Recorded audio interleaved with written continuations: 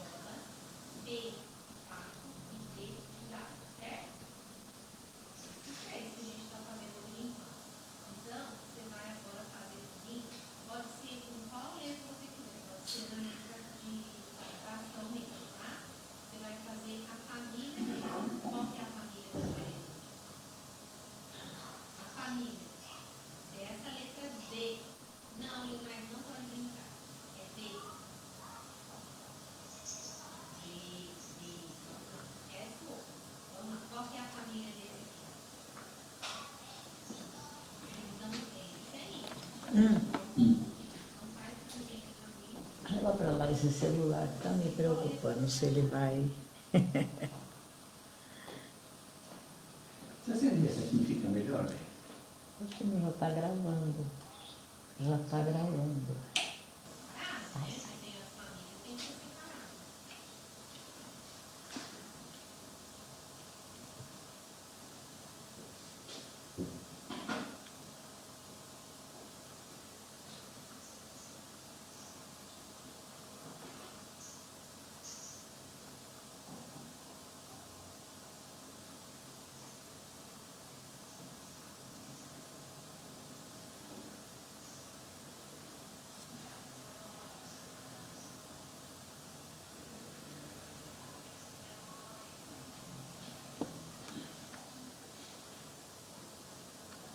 Acabou, Leonardo? Leonardo,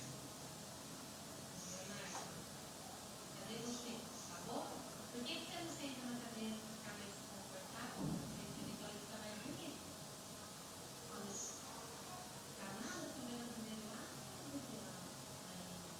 quando a gente senta, deixa eu te contar uma coisa.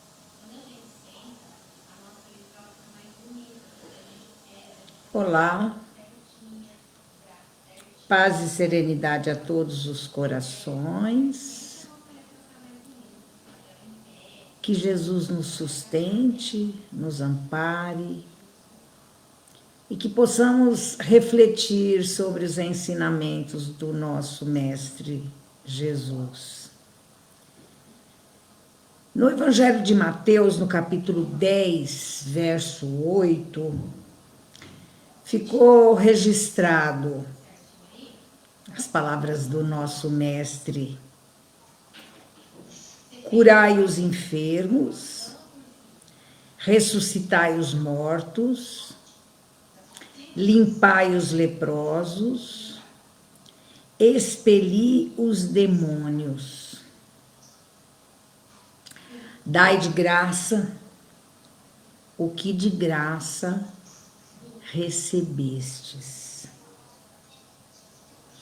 Essa ordem de Jesus de dar de graça as nossas capacidades espirituais é porque elas são intrínsecas à nossa condição de espírito.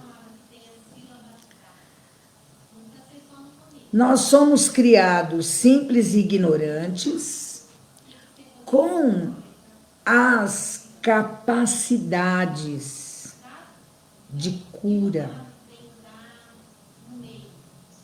Curar enfermos, leprosos, endemoniados, como se dizia antigamente, e até de ressuscitar mortos. Essas capacidades estão em nós, mas para utilizarmos essa ferramenta, nós temos que saber que somos possuidores dessas potencialidades. Né? Essa potencialidade é nossa, faz parte de nós. Jesus veio à Terra para nos ensinar que temos esse dom divino. Quando nós entendemos que somos filhos de Deus e, como tal, podemos curar, a coisa acontece. Então, vejam bem, nós temos a capacidade, nós temos a potencialidade de cura, porque é inerente a nós, inerente ao nosso ser. Mas que, para que isso possa acontecer, nós temos que nos conscientizar disso. Nós temos que acreditar que nós podemos Na passagem evangélica, ele cita enfermos, e aí ele fala de uma forma geral, né? Curai os enfermos. Qualquer enfermo. A sogra do Pedro tinha uma febre, e ele chegou e curou, tá? Então, qualquer doença, ele fala no aspecto geral, né? Hoje a gente pode pensar assim, bom, no aspecto geral, eu gostaria de curar, de interferir com esse meu potencial divino na cura do câncer, por exemplo. São tantas as enfermidades, né, pelas quais as pessoas passam, e ele orientou que a gente curasse os enfermos. E a gente pode ter a capacidade de curar um câncer, por exemplo. Ele especifica os leprosos. É interessante isso, ele especificar os leprosos. Os leprosos, eles eram tão mal vistos que as pessoas não chegavam perto, né? Hoje a gente pode pensar nesse tal Covid que está aí, né? Que as pessoas estão apavoradas, não é? Hoje em dia, se der um espirro perto de alguém, as pessoas que estão em muito pânico por causa da doença podem ficar assim muito amedrontadas, né? É como se fosse uma lepra, não é? E Jesus especificou naquela época que era para os discípulos curarem os leprosos. É bom a gente pensar, a gente entender que quando Jesus se dirigiu aos discípulos, por tabela, ele estava se dirigindo a nós. Ele estava projetando tudo que ele orientou lá, era para o futuro. Os futuros discípulos obedecerem às mesmas regras. Então, vejam bem que ele especificou os leprosos e a gente deve procurar quais são os leprosos de hoje que precisam ser curados. Mas ele também deixou claro que era para expulsar os demônios. E nós identificamos, né, o expulsar os demônios com os nossos trabalhos de desobsessão nas casas espíritas. Não é? A desobsessão de hoje é em atendimento à orientação do nosso mestre Jesus. Ressuscitar os mortos. O que Jesus ia mandar a gente ressuscitar os mortos? Está bem claro ali, ressuscitai os mortos. Ora, capacidade de ressuscitar mortos, não é? E nós temos que procurar o entendimento. O apóstolo Paulo dizia que a letra, ela mata e o espírito vivifica. Então, procurar o espírito dessa lição, dessa ordem, desse ensinamento. Eu tenho para mim que existem muitos mortos, pessoas que não estão mais com desejo de vida, que estão entregando os pontos. E a doença do século hoje em dia, não é? É a depressão. Então, queridos, ressuscitar os mortos, a gente pode sim identificar como sendo os casos de depressão hoje, depressão profunda, onde a pessoa já está praticamente não tendo ânimo para viver, se entregando mesmo.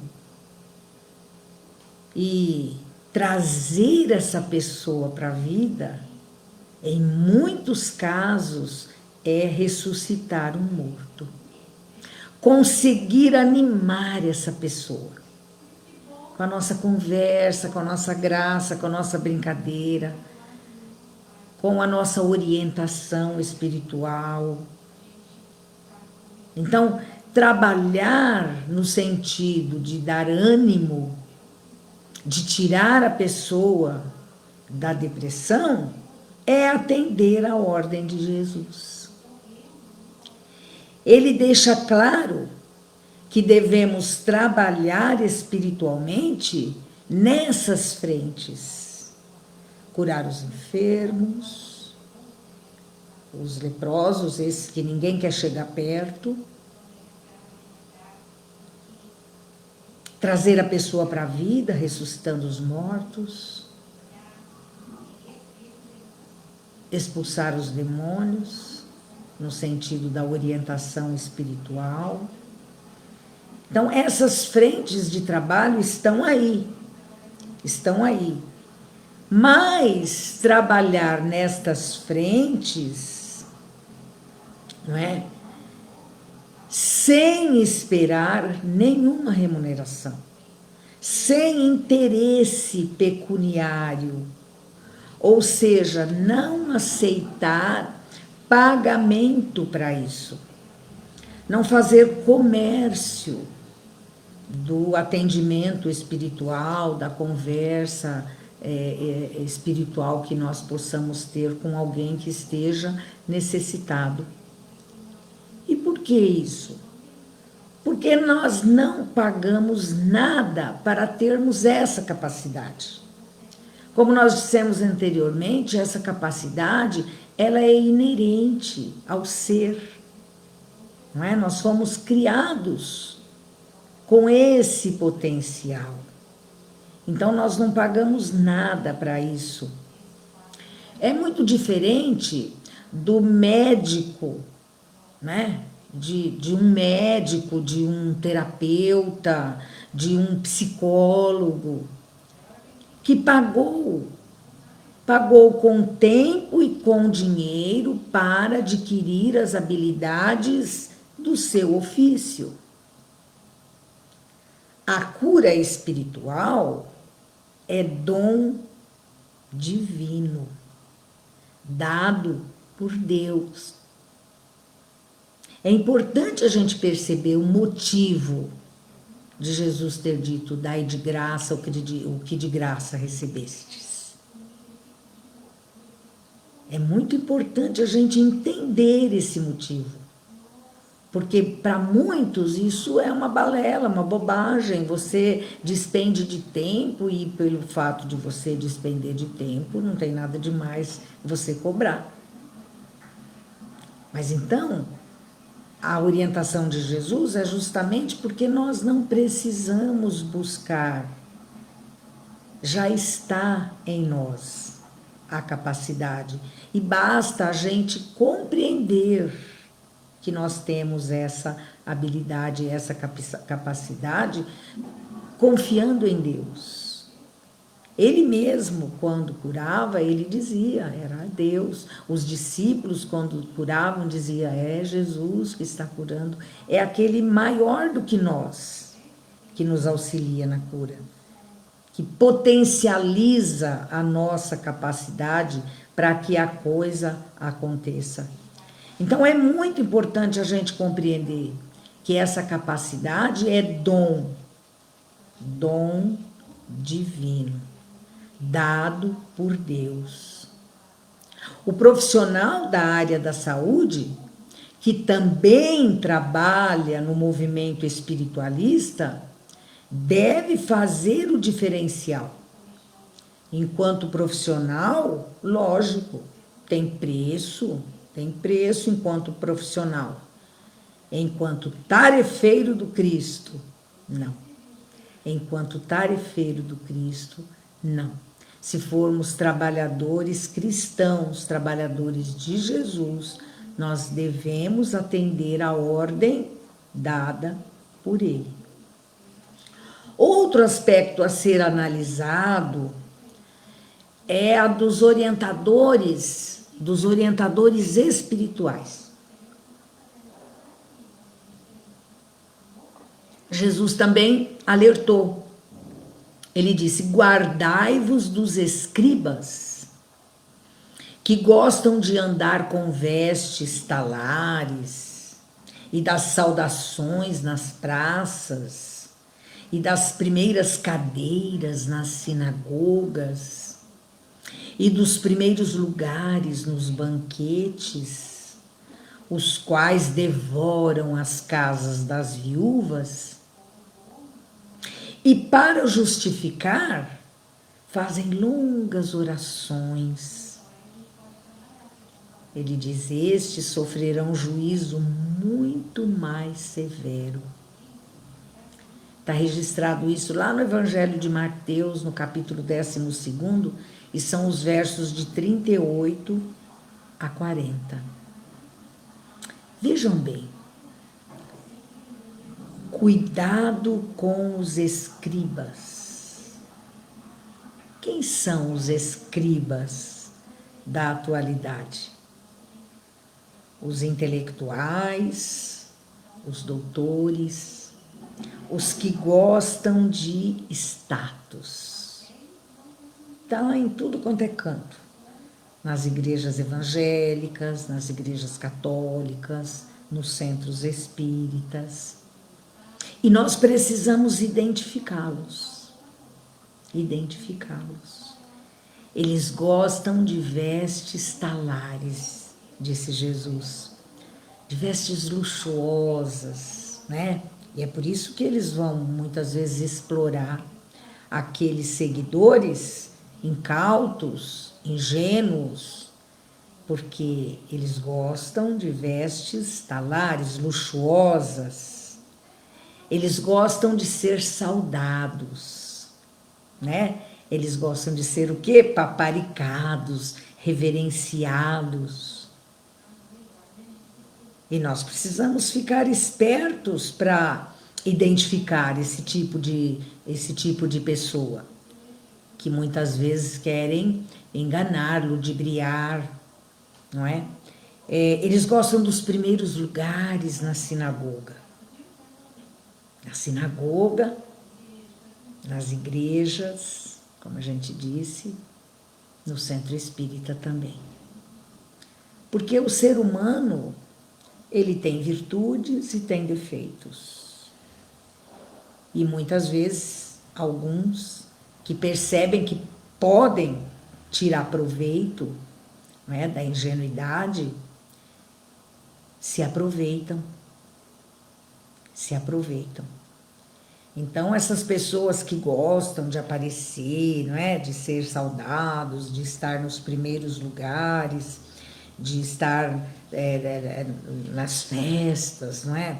E ser assim reverenciados por conta da capacidade de entrar em contato com a espiritualidade e de promover um bem-estar, uma cura com alguém que tem boas palavras, né, de orientação, mas que acaba se aproveitando desse tipo, né, de pessoa carente, né, carente.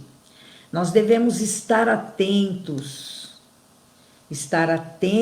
e não nos permitir cair nestes engodos.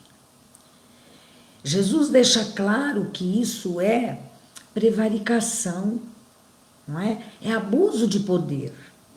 Hoje em dia se fala muito de abuso de poder na questão da política, não é? Mas existe abuso de poder em todo lugar que tem o ser humano, né?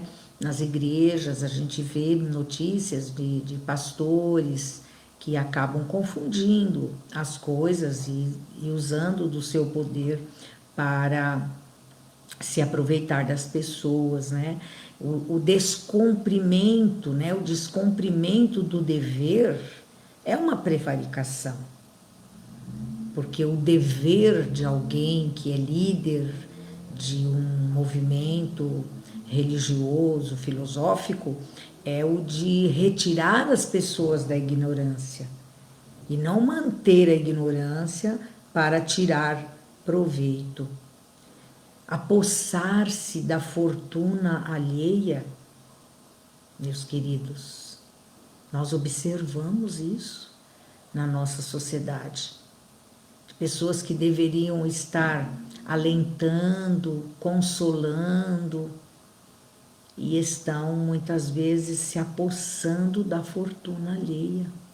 Jesus fala, essas pessoas que exploram a casa das viúvas. O que são essas viúvas? Lá no passado, a mulher era muito carente, quando ela ficava viúva, ela ficava desamparada.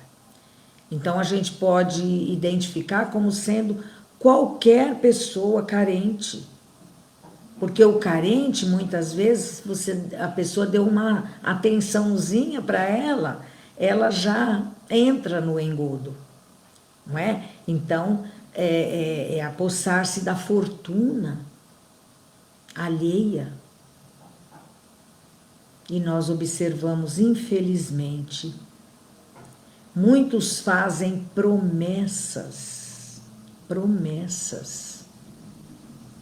com longas preces.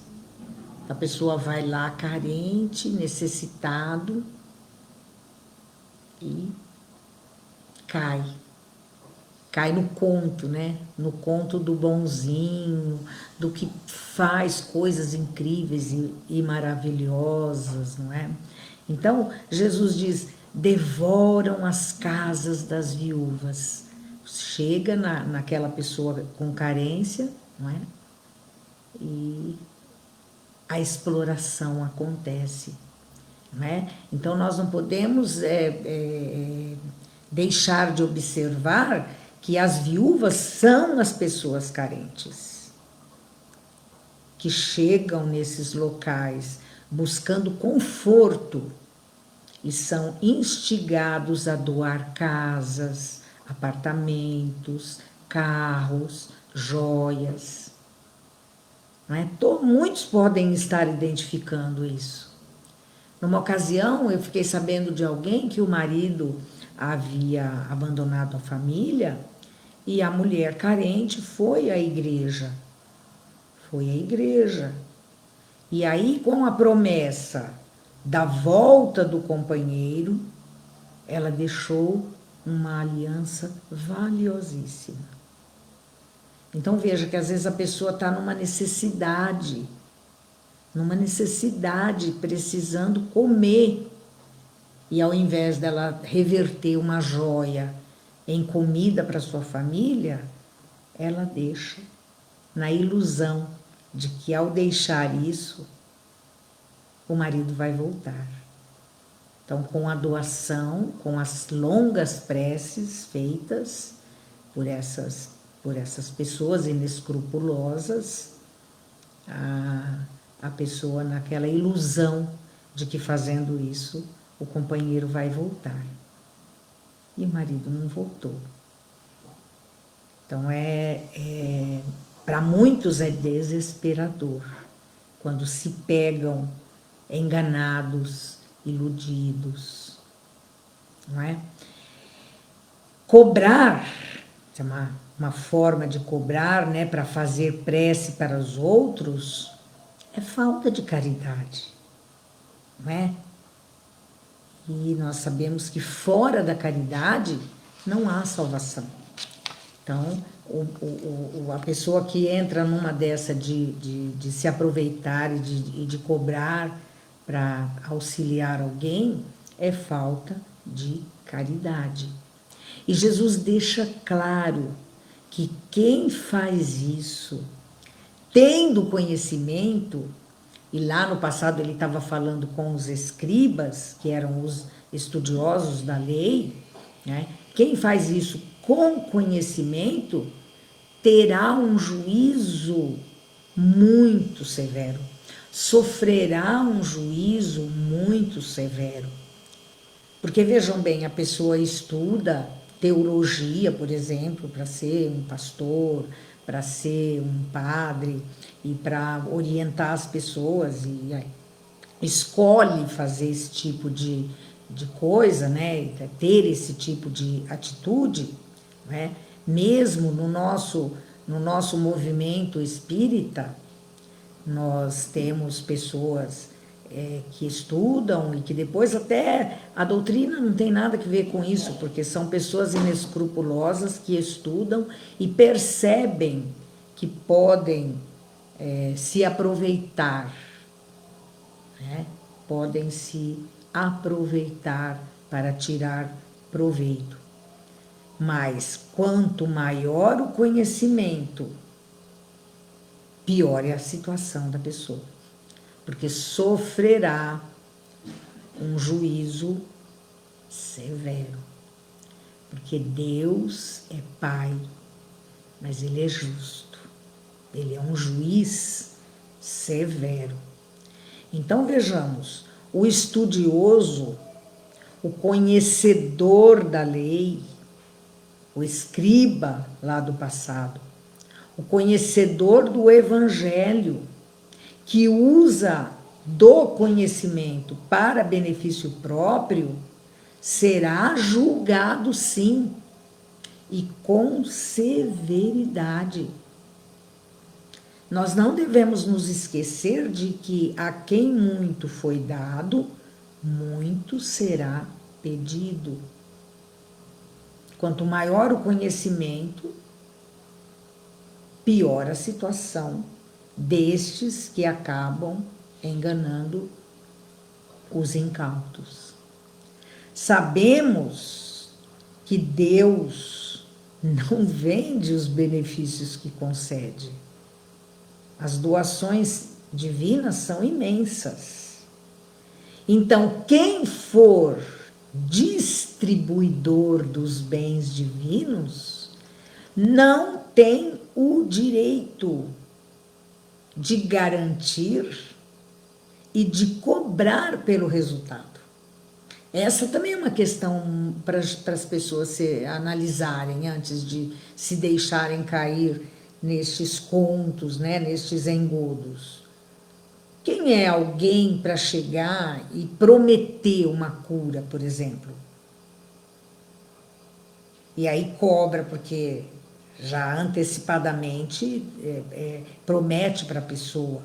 Então, usar os bens divinos e se sentindo no direito de garantir e de cobrar um resultado.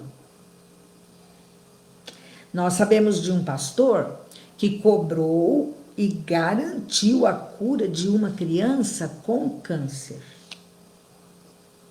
Iludiu a família, foi um sofrimento incrível, né? Iludiu a família, levou o dinheiro e a criança morreu. Foi uma grande decepção. A pessoa fica tão desiludida que ela deixa o lugar que ela frequenta, ela passa por um período onde ela não acredita mais em nada. Então, esse dai de graça o que de graça recebestes é muito sério, muito importante, porque leva as pessoas à desilusão. Porque quando ela toma pé, ela toma ciência de que ela caiu num engano, né, de que ela foi enganada, ela entra num sofrimento.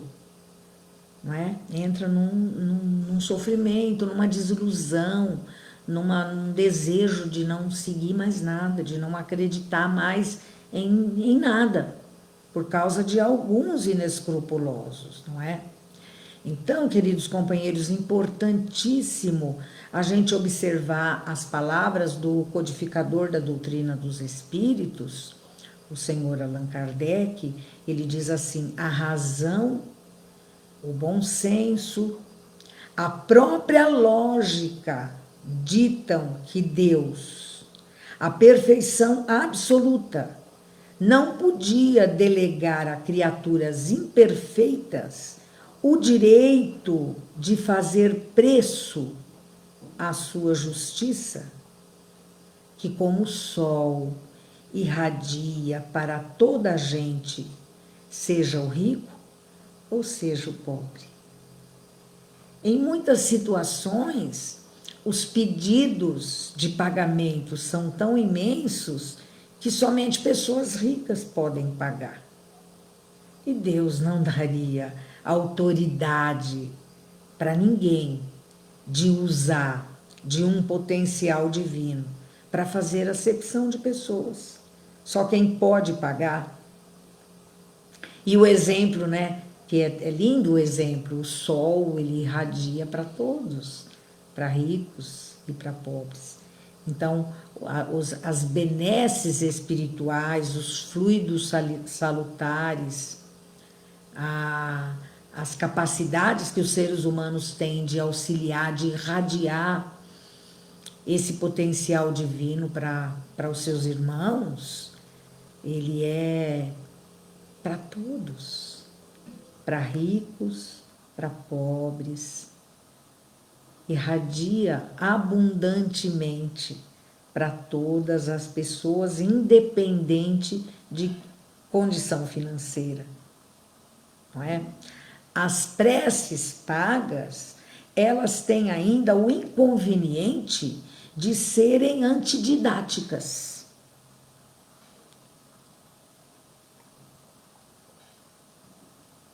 Antididáticas, por quê? Porque nós devemos entender que todos precisam compreender que tem a capacidade de entrar em oração, de pedir auxílio da espiritualidade. E este é um exercício importante de ser ensinado para crianças, para jovens, para idosos, para todo mundo. Porque a oração, ela traz energias incríveis para todos nós. Forma uma couraça protetora. Agora, se nós delegamos a nossa capacidade de entrar em contato com a espiritualidade e solicitar o auxílio para nós mesmos,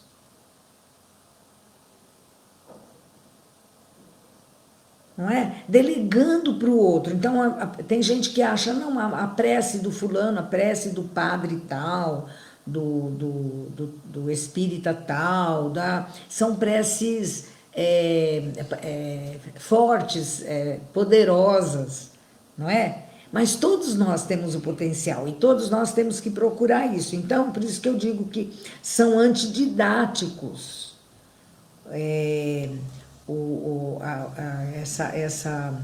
Essa atitude de preces pagas, porque tira da própria pessoa a capacidade de ela mesma buscar.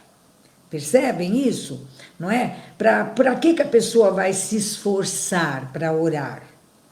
Que ela tem assim uma certa dificuldade, não é? Se ela tem alguém que ora por ela, para que ela vai se esforçar? Entra na lei do mínimo esforço. Eu pago e a pessoa ora por mim. E eu mesmo não exerço essa função que é importante de entrar em contato com a espiritualidade.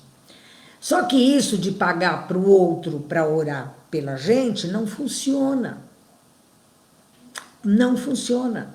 Por mais boa vontade que tenha a outra pessoa, não é? Para alcançarmos o nosso objetivo através da prece, nós precisamos do temperinho, do fervor, do ardor,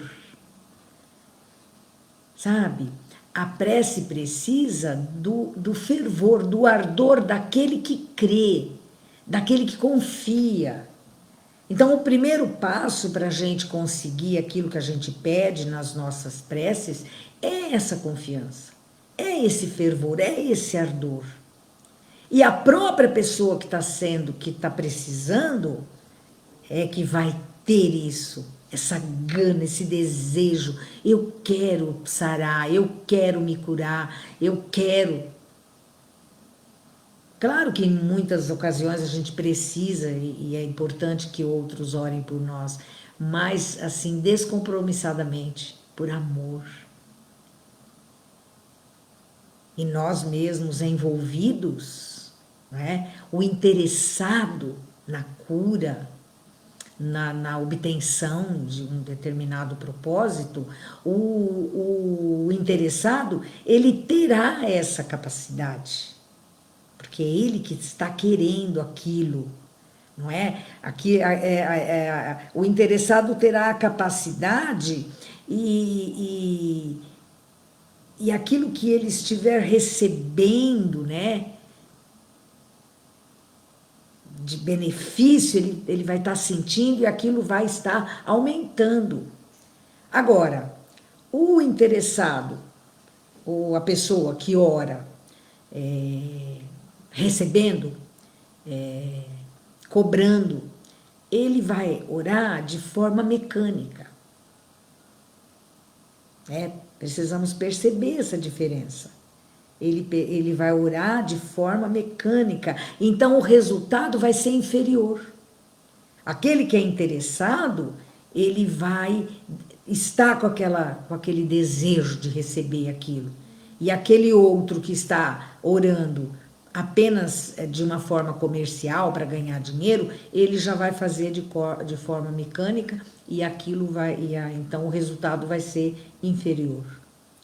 Jesus, queridos, foi tão severo com relação às transações com as coisas espirituais, não é? Com a espiritualidade, que ele expulsou os vendilhões do templo.